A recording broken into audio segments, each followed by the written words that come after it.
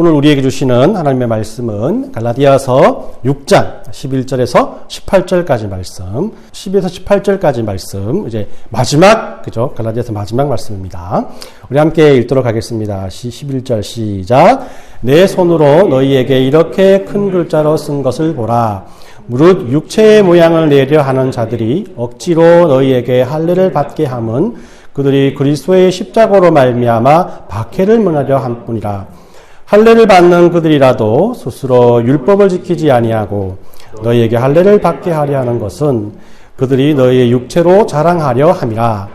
그러나 내게는 우리 주 예수 그리스도의 십자가 외에 결코 자랑할 것이 없으니 그리스도로 말미암아 세상이 나를 대하여 십자가에 못 박히고 내가 또한 세상을 대하여 그러함이라.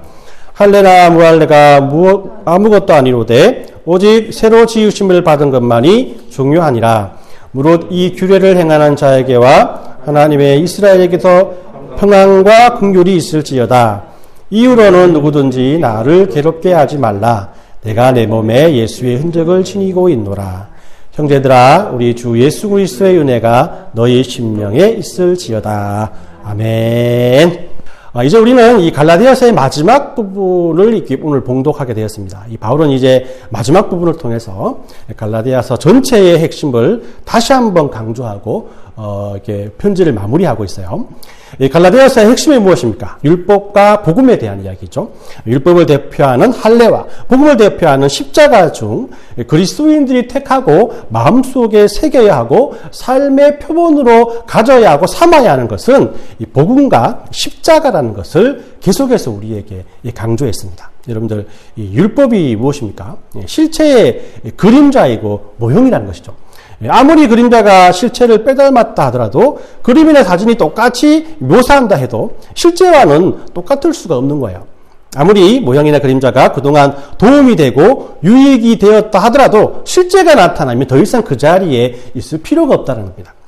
바울은 바로 이 율법이 그러한 모형이었다. 실제인 이 복음이 우리에게 나타났을 때 이제 율법은 더 이상 필요 없는 존재가 되었다라고 우리에게 말씀을 하고 있는 겁니다. 이 바울은 갈라디아 성도들이 실제적인 복음이 예수님을 통해서 나타났음에도 불구하고 율법이 오히려 실체를 대신하려 한다라고 또 그 실체가 바로 이 복음을 내어 쫓고 있다라고 우리들에게 말하고 있는 거예요. 그리고 바울이 이제 실체적인 복음이 우리에게 주어졌으니까 더 이상은 이제 율법적인 생각을 가지고 신앙생활을 할 필요가 없다라고 우리에게 결론을 내려주고 있는 겁니다. 예, 바울은 이 율법적인 삶과 복음적인 삶이 이 산재에 있는 갈라디아 교회 사람들에게 마지막으로 이런 이 부탁의 말씀을 하고 있어요. 예, 바울은 많은 그리스도인들이 두 가지의 패턴의 삶을 살고 있을 것이다. 또 그런 삶을 살 것이다라고 우리에게 설명하고 있는데 그 첫 번째 패턴이 바로 율법으로 사는 삶이다라는 겁니다. 이 교회는 하나님의 백성들의 모임일 뿐만 아니라 인간의 모임이기도 하죠. 그래서 이 교회는 문제가 없는 교회가 없다라고 할 수가 있어요. 왜냐하면 교회가 문제가 없다고 하는 것은 마치 병원에 환자가 없는 것과 마찬가지다라는 겁니다. 물론 병원에 환자가 없으면 완벽하겠죠, 그죠? 그것을 누구나 원할 겁니다. 그러나 병이 이 세상에 존재하는 한 이 병원은 무조건 있어야 될 존재라는 거예요. 마찬가지로 인간의 죄가 없어지지 않는 이상 교회는 조용할 수가 없다라는 겁니다. 이 갈라디아 교회도 오늘 교회와 마찬가지로 이 당시에 어려움에 처해 있다라고 우리가 배웠습니다. 그것은 율법으로 사는 사람들이 많아졌기 때문에 당시 갈라디아 교회 성도들 중에 유대인이면서 그리스도인이 된 사람들이 많이 있었다라는 것을 여러분께서는 아실 것입니다. 그들은 평생 율법적인 생활을 하다가 이 복음을 받아들인 사람이라서 율법을 완전히 버리지 못하고 신앙생활 속에서 그 율법적인 그런 존재들을 계속해서 사용했다는 것이에요.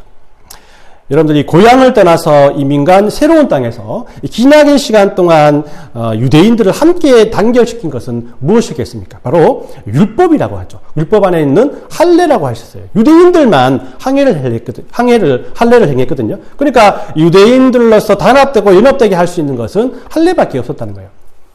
그런데 이 할례라는 의식이 유대인들에게는 부담감이 없는데 이방인들에게는 또한 처음 예수를 믿는 사람들에게는 너무나 이질적인 그 의식이었다는 겁니다.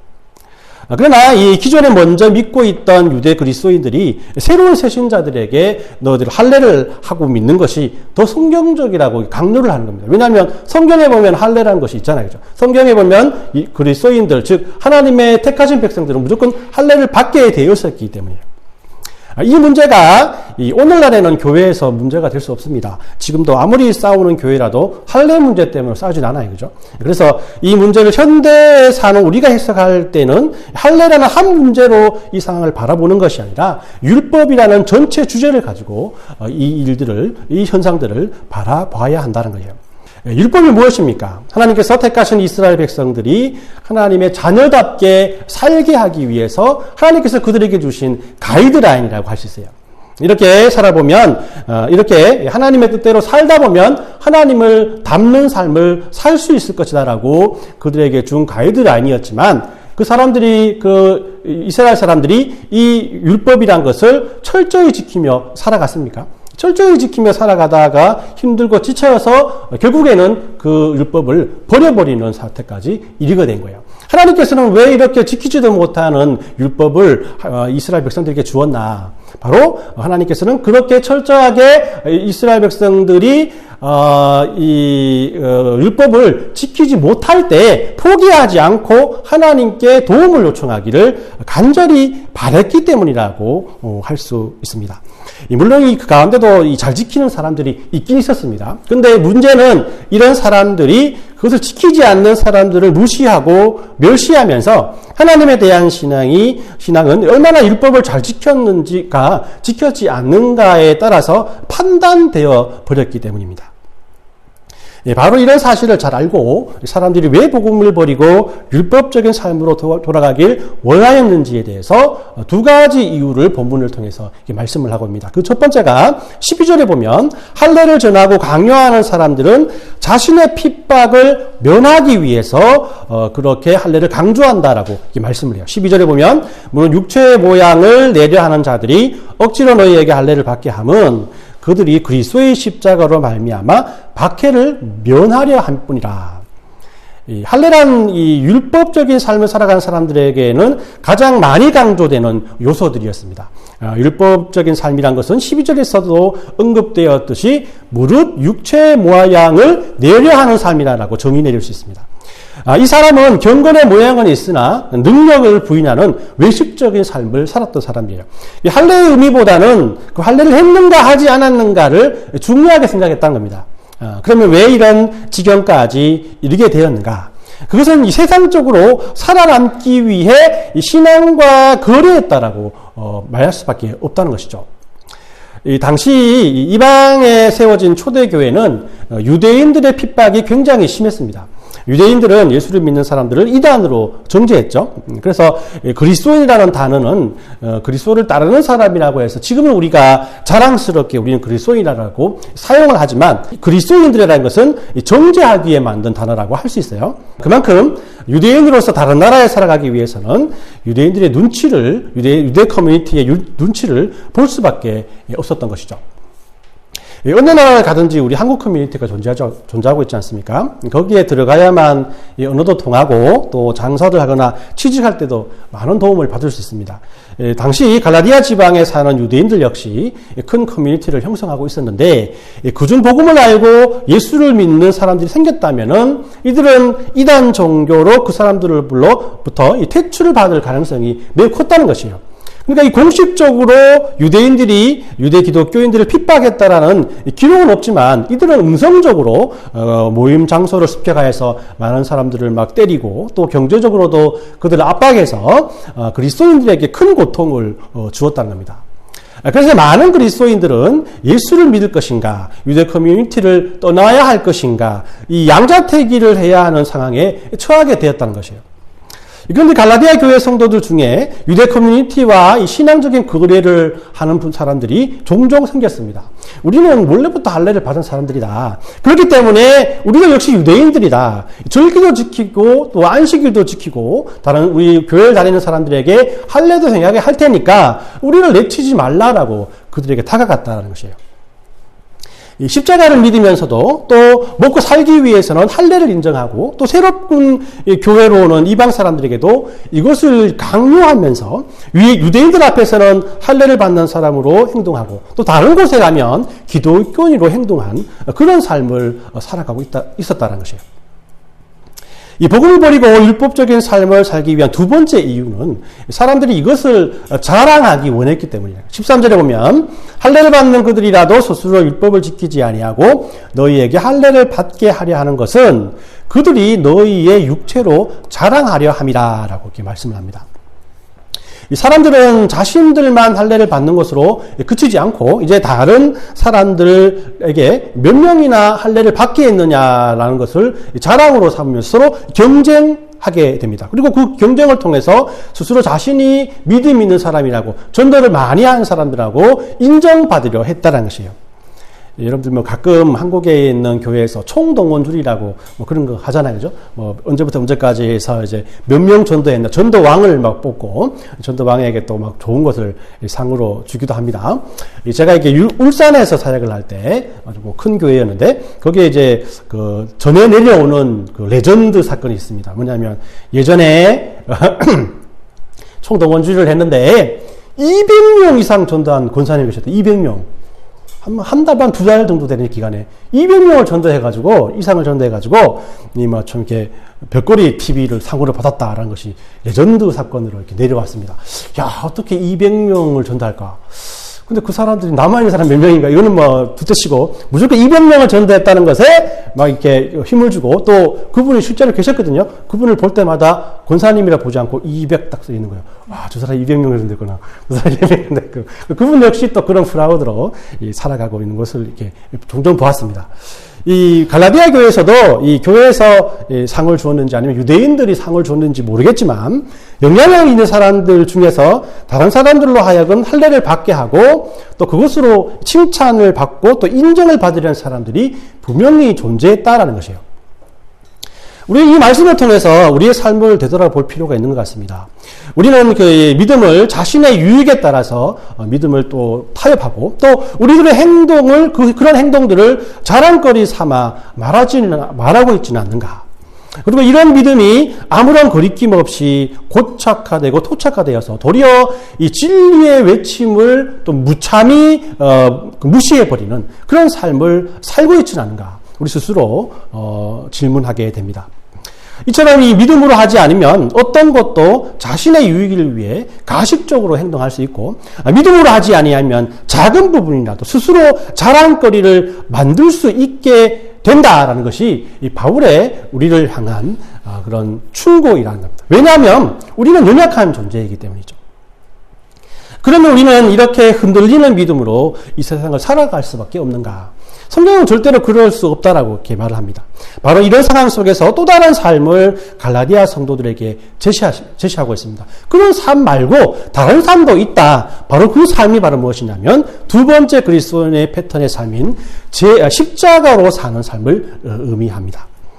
십자가로 사는 삶이란 것은 어떤 삶일까? 십자가로 살아가는 삶이란 것은 먼저 십자가를 자랑하는 삶이라고 14절은 우리에게 말합니다. 그러나 내게는 우리 주 예수 그리스도의 십자가 외에 결코 자랑할 것이 없으니 그리스도로 말미암아 세상이 나를 대하여 십자가에 못 박히고 내가 또한 세상을 대하여 그러하니라. 사람들은 이 믿음 생활에도 자신의 유익을 위해 가식적으로 신앙생활을 하게 됩니다. 그리고 이런 자신의 신앙을 자랑질까지 하게 된다는 것이에요. 그러나 바울은 이것을 자랑할 것이 아니라 십자가를 자랑하는 삶을 살아가라라고 우리에게 말씀을 하고 있습니다. 이 바울의 그런 충고는 이 바울의 체험에서 나온 것이라고 할 수 있어요. 바울도 그냥 말만 하는 것이 아니라 바울은 그런 삶을 살아갔다는 것입니다. 이 갈라디아 교회에 이 새로운 성도가 있다라고 생각해 보십시오. 이들에게 이 복음을 전하며 또 그들을 우리가 알고 있는 등록을 하게 됐어요. 이제 예수 믿는 사람으로서 이 갈라디아 교회 공동체에 이런 게 있습니다. 멤버십을 주게 되었습니다. 그런데 믿음의 선배들이 와서 복음으로 믿는 것으로 복음을 믿고 또 십자가를 믿는 것으로 끝나면 안 된다. 너 그 십자가를 어떻게 행할래? 십자가의 삶대로 살아가면 많은 핍박을 받지 않느냐. 그러니까 할례를 행하며 살아가는 것, 또 율법을 행하며 살아가는 것이 우리 스스로도 만족되어지고 많은 사람들이 볼 때도 우리가 믿음 있게 보이지 않겠냐라고 그들에게 유혹하게 됐던 것이에요. 이런 상황 속에서 바울은 이렇게 말하는 것입니다. 내가 할례도 행해봤고 또 율법도 완벽하게 지켜봤지만 그것이 우리들을 하나님께로 가까이 가지 못하더라. 오직 나의 죄가 예수 그리스도의 십자가에 못 박힌 것처럼 세상에 대해서도 십자가에 못 박히는 체험을 하지 않으면 우리가 구원받은 것을 확신할 수 없다. 너희가 하나님의 자녀임을 확신할 수 없다라고 그들에게 말하고 있는 거예요. 여기서 우리는 바울이 십자가 안과 이 세상 안을 분명히 구별하고 있음을 발견합니다. 십자가를 하나 두고 십자가 안과 십자가 밖을 구별하고 있다는 거예요. 십자가 안과 세상을 어떻게 구분되어 있습니까? 십자가 안에 있는 사람은 십자가를 넘지 않고 세상으로 갈 수 없어요. 또 세상에 있는 사람 역시 십자가를 넘지 않고는 십자가 안으로 들어올 수 없다는 거죠. 그렇기 때문에 십자가를 자랑하는 것은 예수님께서 우리를 구원해 주셔서 이 천국에 갈 수 있기 때문에, 또 우리의 삶을 축복해 주셔서 이 돈도 많이 벌고 육체도 건강하고 자녀들도 잘 되는 복을 받기 때문에 내가 십자가를 자랑합니다라고 그런 개념으로 십자가를 자랑하는 것이 아니라는 겁니다. 십자가를 자랑하는 것은 십자가에 달리신 예수님과 결혼하는 것을 의미하는 거예요. 그냥 예수님이 아니고 그냥 이적과 기적을 베푸신 그런 예수님과 결혼하는 것이 아니고 십자가에 달린 예수님과 결혼한다는 것이죠. 십자가에 달려서 벌거벗고 또 고통 속에 몸부림치며 다 지고 가는 사람을 사랑하고 그와 결혼하라는 겁니다. 세상 사람들이 보기에는 얼마나 어리석은 모습이고 얼마나 어리석은 존재입니까? 그러나 그런 예수님과 결혼하는 이유가 무엇이겠어요? 그분이 자신의 죄 때문에 그런 형벌을 받는 것이 아니고 바로 나를 대신해서 그 십자가에 달려서 그런 고통과 고난을 받고 죽으셨다는 것을 확신하기 때문입니다. 바로 이런 체험을 다메섹 도상에서 했다는 것이에요. 자신이 저주하고 핍박했던 그 예수님을 믿고 그 십자가를 자랑하기로 확신했다는 겁니다. 그래서 그리스도인들은 더 이상 이 과거에 죄 짓는 생활로 이제 돌아갈 수 없는 거예요. 예수님을 바로 믿고 나서 생활이 더 어려워질 수도 있습니다. 장래가 더 보장되지 않을 수도 있어요. 장사가 더 어려워질 수도 있습니다. 그러나 분명한 사실 하나는 절대로 과거에 하나님 없는 삶으로 이제는 되돌아갈 수 없다는 거죠. 십자가를 넘어가야 되는데 그 십자가를 넘어갈 수 없다는 거죠. 그러나 믿으면서도 자기 마음이 믿기 전과 아무런 차이를 발견하지 못하고 아무런 차이를 알지 못하는 사람들이 있다면 그것은 아직 그 십자가를 넘지 아니하는 사람이요, 십자가를 모르는 사람이요, 예수님을 바로 안다라고 할 수 없다라는 것이죠. 아직 그분과 결혼하지 않는 사람이고 십자가를 보기는 하지만 믿지 않는 사람이다라고 결론 내릴 수밖에 없다라는 것입니다. 이런 진리를 어찌 율법적인 행위로 설명할 수가 있겠어요? 율법은 뭐라 했어요? 사지선다형. 그죠? 그랬잖아요. 율법은 사지선다형이에요. 답은 못 찾아. 그래도 복음은 뭐예요? 복음은 논술이라 했잖아요. 그죠? 그러니까 논술적인 것들을 통해서 우리에게 주신 은혜를 어찌 율법과 같이 사지선다형으로 답을 맞출 수가 있겠어요? 이것을 설명하기가 너무나 힘든다는 거죠. 율법으로 봐서는 예수님은 죄로 죽을 수밖에 없는 사람이란 것이죠. 거기에는 어떠한 축복도, 어떠한 은혜도, 어떠한 선행도 존재하지 않습니다. 하나님께 버려진 사람만이 나무에 달려 죽기 때문에. 율법은 이렇게 상과 벌에 대해서 인과관계가 뚜렷하게 나타난 것이에요.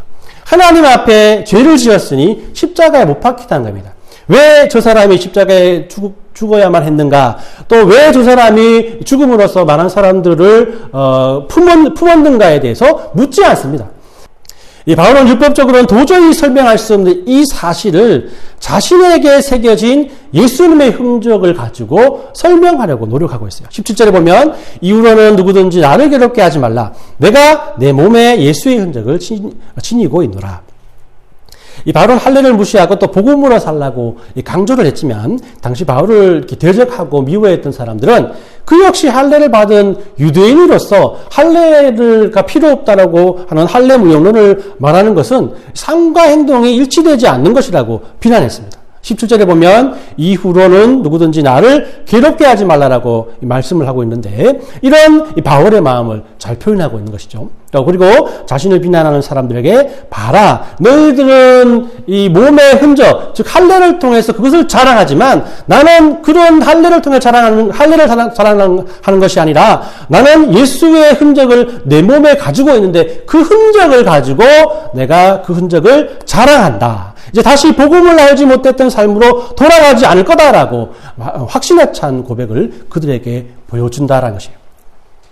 그가 말하는 예수님의 흔적은 여러 가지가 있겠지만은 첫 번째는 바울이 가졌던 예수님의 흔적을 이 흔적이란 것은 부활하신 예수님을 직접 만났던 그 경험, 다메섹 도상에서 체험했던 그 예수님을 체험한 그 경험을 바로 이 예수님의 흔적이라고 고백을 합니다. 또 두 번째 바울이 가졌던 예수님의 흔적은 실제로 이 복음을 전하다가 얻은 육체의 상처를 말합니다. 그래서 이 선교 여행을 통해서 그 많은 채찍질을 당하고 돌을 맞았고 자주 옥살이 하면서 얻은 병들이 그를 괴롭혔다는 것이죠. 그것을 그는 바로 흔적, 예수님의 흔적이다라고 말했고 그것을 그는 자랑 삼았다라는 것이에요.